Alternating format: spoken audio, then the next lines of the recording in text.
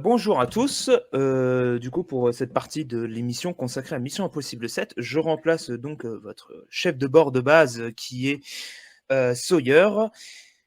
Du coup, pour parler de Mission Impossible 7, toujours réalisé par Christopher McQuarrie. Et du coup, dans cet épisode, on retrouve toujours Ethan Hunt et sa bande de copains.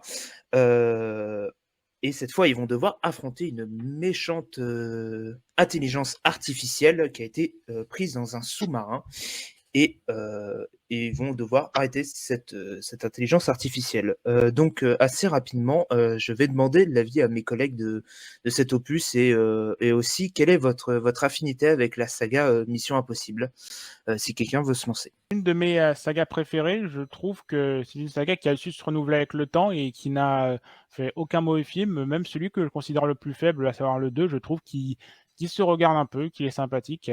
Elle a su se renouveler dans sa technique et on a pu retrouver notamment beaucoup d'auteurs très talentueux, que ce soit John Woo, Brian De Palma, J. Abrams ou encore Brad Bird et Christopher McQuarrie, et c'est très riche en termes d'action, en termes de moment de tension, de mise en scène, et aussi au niveau des personnages. On a de nouveaux personnages qui sont très charismatiques, en particulier celui de Haley Atwell qui est pour moi est la MVP du film, le meilleur personnage. Et on a aussi Pomme Clémentif qui est présente et qui joue une antagoniste secondaire qui est très charismatique, elle aussi. Elle a droit à des scènes d'action qui sont très cool. Et, euh, et donc, du coup, ce que je peux dire au niveau scénario, c'est que c'est celui qui est le plus complexe au niveau de la saga, parce que là, du coup, on a nos héros qui sont confrontés à une intelligence artificielle, et je trouve que c'est la manière dont c'est traité, c'est assez pertinent et un peu méta, parce que le sujet, c'est un sujet qui est très traité aujourd'hui, et certains, on pourrait penser que ça fait un peu tâche cette touche de science-fiction dans la saga, mais pour moi, je trouve que c'est cohérent, parce que dans la saga, on a eu pas mal d'éléments de science-fiction auparavant, et surtout que ce genre de scénario dans le film, c'est un scénario qui pourrait peut-être arriver dans quelques années. Du coup, c'est ça qui fait que c'est assez méta dans le message que ça veut faire passer. Et puis, faut reconnaître que cette intelligence artificielle a une bonne présence de menace au long du film, et, euh, et du coup, c'est un aspect que je m'attendais pas à ce que la saga puisse traiter, mais au final, je trouve que ça passe crème pour ma part. Et donc, en termes d'action, de manière, on est très bien servi de ce côté-là. Ça devient meilleur au fur et à mesure du film, jusqu'au troisième acte. Au troisième acte, la scène d'action est absolument titanesque. C'est une scène d'action qui est qui me rappelle beaucoup Uncharted 2. Ceux qui ont vu jouer au jeu, je pense que vous voyez à peu près de quoi je parle. Merci beaucoup Cinematix pour ton avis. On va passer du coup à l'avis de Nightmare. Alors perso, la saga Mission Impossible, c'est une saga où j'ai mis je me suis mis très très tardivement, à vrai dire, je me suis mis à jour pour ce film-là. Un peu comme Indiana Jones, en fait, c'est vraiment, je me suis bouffé tous les films pour la sortie du film.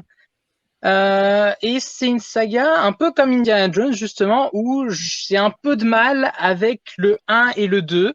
Et c'est vraiment à partir du 3 que j'apprécie vraiment la saga. Je dis pas que le 1 et le 2 sont mauvais, au contraire, je trouve que c'est une saga qui n'a pas de réel mauvais opus. Peut-être le 2, un poil, un poil trop dans le mauvais goût par instant, mais c'est un peu symptomatique des années 2000 pour le coup. Mais voilà, la saga est plutôt sympa dans l'ensemble, j'aime vraiment beaucoup. Mon préféré, ça reste Protocole Fantôme à l'heure actuelle, parce que pour moi, c'est vraiment celui qui a réussi le plus à jouer dans l'équilibre entre l'action, le scénario et les personnages. Et là, personnellement, je trouve que pour Dead Reckoning partie 1, on est sur un des plus faibles de la saga actuelle. Alors, principalement parce que c'est une moitié de film, donc c'est une moitié de scénario. Donc forcément, peut-être que le film gagnerait un peu plus en intérêt sur certains points quand la partie 2 sera sortie. C'est Ouais. tout le problème des films en deux parties, c'est que quand t'as que la première partie, ben il te manque une certaine finalité, même si Oui, un bon c'est film ça. découpé en deux actes, il y a quand même une finalité qui s'est créée. Mm. Mais voilà, j'ai quand même certains problèmes avec le film, notamment un où je suis très fâché avec. On y reviendra un tout petit peu plus tard, mais voilà. Globalement, on est sur un des opus les plus faibles, probablement le moins bon en ce qui me concerne de Macquarie. Euh, mais ça veut pas dire que le film est mauvais. Loin de là, je trouve que le film il a réussi quand même à être un très bon divertissement, en tout cas en termes d'action. Bah voilà, c'est du Mission Impossible. Comme d'habitude, il repousse un petit peu il repousse vraiment les limites de ce qui a été fait et ce qui se fait en termes de scènes d'action généreuses. Mais ben les scènes d'action ne font pas tout et je trouve qu'il y a des gros problèmes dans le scénario et dans le traitement des personnages. Très bien, merci beaucoup. Et du coup, je vais donner très rapidement mon avis aussi. Du coup, c'est un opus assez généreux, notamment en fait sur une lecture assez méta du cinéma, parce que en fait, ce Mission Impossible, je le vois comme une sorte de lecture en fait de tous les Missions Impossibles. C'est-à-dire que le tout premier acte du film, on commence sur une reprise du film de De Palma. Puis ensuite, on est un peu sur le 2, plus le 3 sur l'aspect technologique. Et après, on revient sur l'aspect Macquarie, c'est-à-dire le mélange entre l'aspect Hitchcockien et l'aspect épique et la construction assez spectaculaire de l'action, même s'il y a déjà la scène en tuk-tuk, la petite scène en voiture jaune qui est assez impressionnante sur son côté burlesque. Un aspect Buster Keaton que Tom Cruise a toujours validé d'ailleurs dans Mission Impossible, mais cet opus-là est beaucoup plus présent. Mais par contre, le problème en fait de ce Mission Impossible, c'est comme tu l'as dit juste avant, Nightmare, c'est son aspect en deux parties en fait. Et c'est une tendance qui est assez présente actuellement dans l'industrie et on ne sait pas où ça va aller. Est-ce que c'est une tendance qui va se répéter à l'avenir ou est-ce que c'est juste une tendance passagère ou quelque chose comme ça? D'ailleurs, je serais curieux tiens, d'avoir votre avis assez rapide sur ce phénomène. Est-ce qu'on a eu Across the Spider-Verse en deux parties, etc. Est-ce que. Voilà quoi. Ça Bah date pas alors en d'hier, vrai, hein. Je veux dire, si on remonte il y a 10 ans quand même, ben, on a eu les sagas Harry Potter qui s'est conclu avec un film en deux parties pour essayer de rallonger un peu la sauce. Là, en ce moment, on a aussi Fast and Furious qui conclut son dernier film en trois films. Il y a eu Hunger Games. C'est pas la première saga et c'est pas un phénomène récent, c'est pas un phénomène nouveau, c'est pas un phénomène nouveau, c'est un phénomène qui a au moins une petite dizaine d'années. Quand il s'agit honnête- de terminer la saga en la rallongeant un tout petit peu pour permettre aux fans et aux artistes de faire un peu plus. Honnêtement, en dehors de la frustration de devoir attendre pas mal de temps après pour voir la partie 2, bah c'est pas une technique qui me dérange un peu, même si j'avoue que c'est un peu redondant. En fait, le plus important pour moi, c'est que la première partie soit très réussie et donne envie de voir la seconde. Il faut que la première partie puisse au moins raconter une histoire un peu complète de son côté et aussi aussi une histoire qui va être développée de l'autre pour la partie une autre histoire qui va être conclue du coup avec cette partie. Je trouve que bah là, j'ai pas tellement ressenti de frustration pour cette partie 1. Je trouve qu'elle faisait très bien son travail de ce point de vue-là et du coup, bah j'ai très envie de voir la partie 2 honnêtement. Et d'ailleurs, exactement, cette histoire qui raconte du coup l'histoire avec une IA, une intelligence artificielle, et Tom Cruise qu'on sait très attaché en fait aux cascades réelles, même s'il y a du trucage numérique dans le film. D'ailleurs, même la cascade qui a été vendue par l'équipe promotionnelle, la fameuse scène où il saute de la montagne est à moitié truquée. Et en fait, c'est intéressant de voir la saga aller vers ce point de vue-là, vu qu'on sait que c'est un sujet qui fait un peu brûler Hollywood actuellement, et de voir la saga aller sur ce penchant-là, une saga qui a toujours voulu un peu s'inscrire dans l'histoire du cinéma, c'est assez fascinant. Je sais pas ce que vous en pensez, mais en tout cas, c'est au moins intéressant de ce point de vue-là, d'essayer de raconter quelque chose par rapport à ça, la physicalité et l'immatériel en tout cas.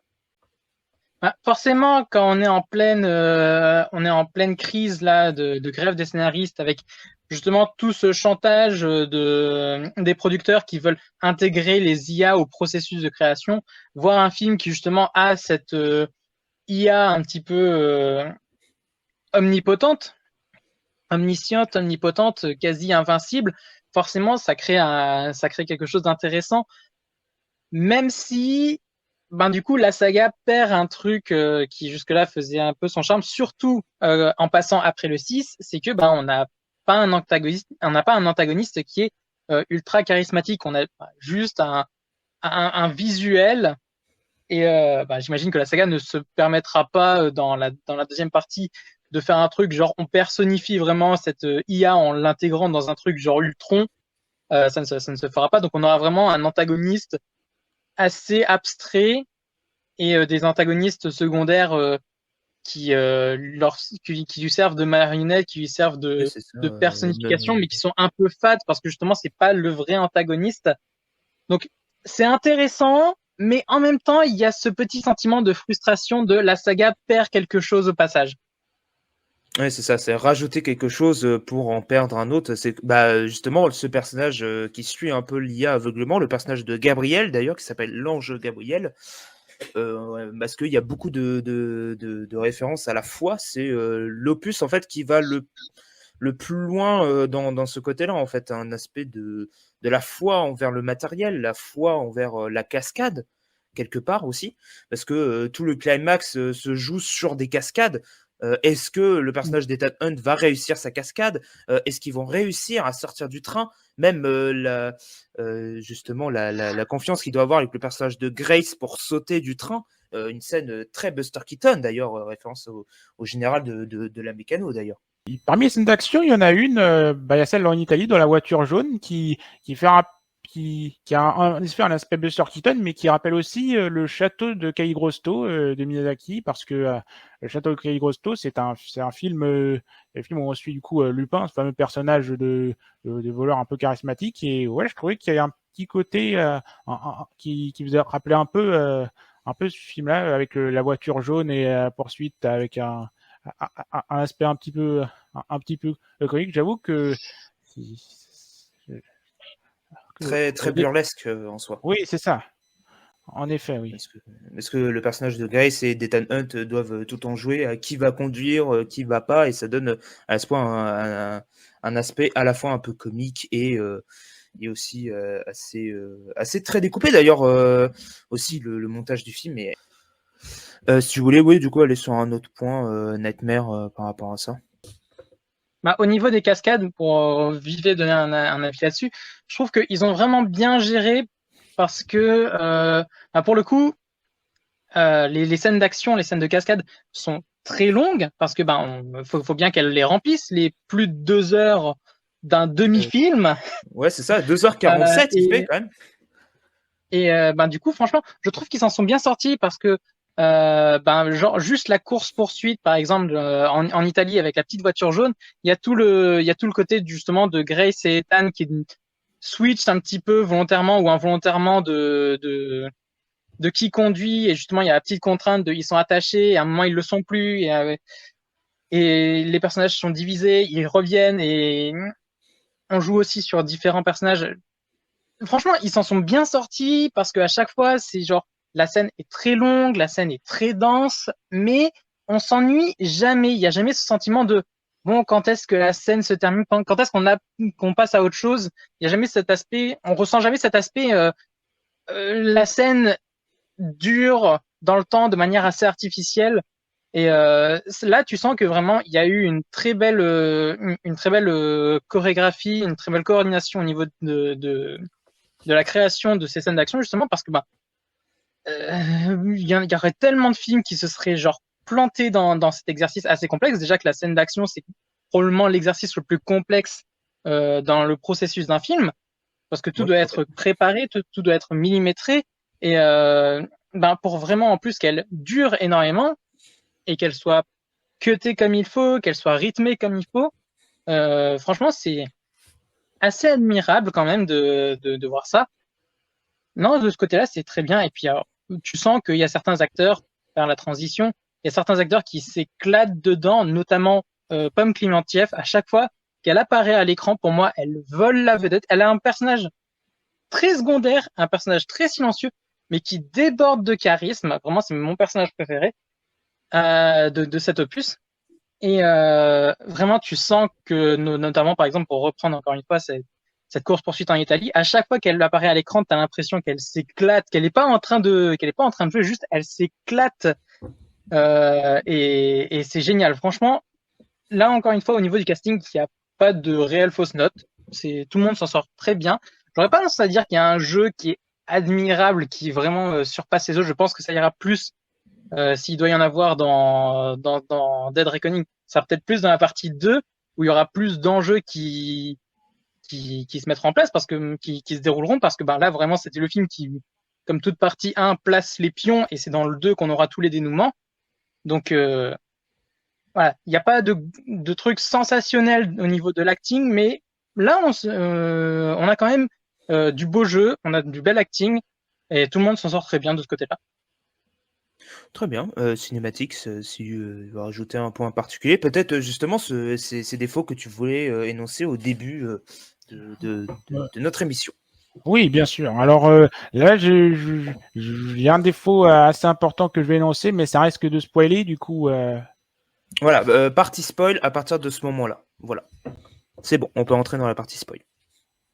Alors, allons-y. Alors, du coup, dans ce film, on a Ilsa qui meurt. Et je trouve ça assez frustrant qu'il ait foutu dans le frigo comme ça. Alors, d'un côté, je peux comprendre que l'entité, l'intelligence artificielle, veuille faire en sorte qu'un personnage associé à Ethan Hunt doive mourir pour que, du coup, et ça mette Ethan fou de rage et qu'il agisse irrationnellement. Et du coup, ça montre un peu à quel point l'entité est une menace.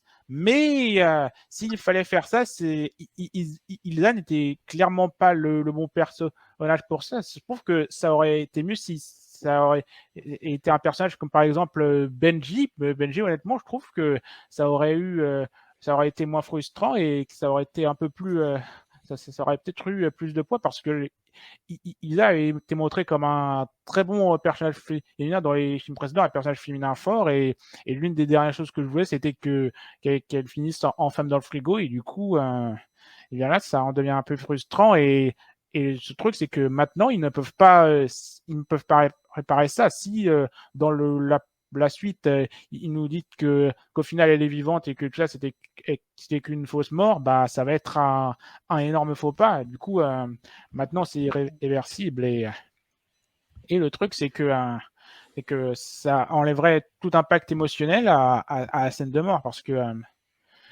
Ouais, et puis surtout, c'est une saga qui a jamais été en mode qui joue sur les faux semblants, pas dans le sens où c'est une saga qui a jamais été genre on crée un enjeu pour le désamorcer après. Donc forcément, s'il y a eu une mort et qui vraiment on a insisté dessus, forcément c'est un truc qui sera irréversible. Donc ouais, le personnage d'Hilda ne reviendra plus. Et c'est vraiment le point pour moi, je te rejoins là-dessus, Cinématics, c'est vraiment le point pour moi qui fait que ce film, c'est un des plus faibles, c'est que quand je me suis fait le marathon de Mission Impossible, je me suis rendu compte que le gros point faible de la saga, c'était le cliché de la femme remplaçable. Il l'embrassait totalement. Alors, quand on arrivait dans le deuxième opus, normal que Alors, je spoilais un peu toute la saga pour ce passage-là, attention. Dans Spoil. Mission Impossible 2, c'est normal qu'il n'y avait pas le personnage le personnage féminin du 1 qui revenait parce que c'était une traîtresse.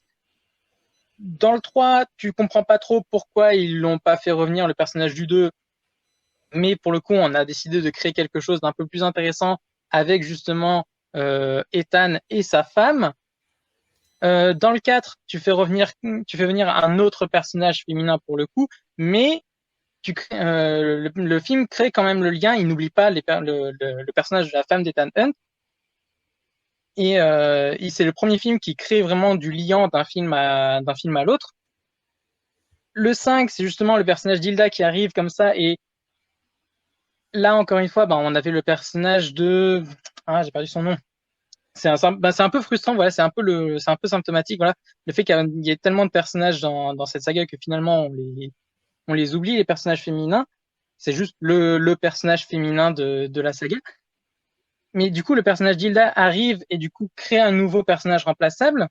Et Fallout avait corrigé tout ça. C'est genre, on garde Hilda et en plus, on fait revenir le personnage de la femme d'Ethan Hunt et on joue vraiment sur la continuité et on fait en sorte que ces personnages-là, ils aient une vraie fonction et pas juste être la fonction de personnage féminin pour remplir une forme de quota de la saga. Et alors là, Dead Reckoning, il a vraiment plongé à tête la première, c'est-à-dire qu'on fait pas revenir le personnage de la femme d'Ethan, ex-femme maintenant plutôt, mais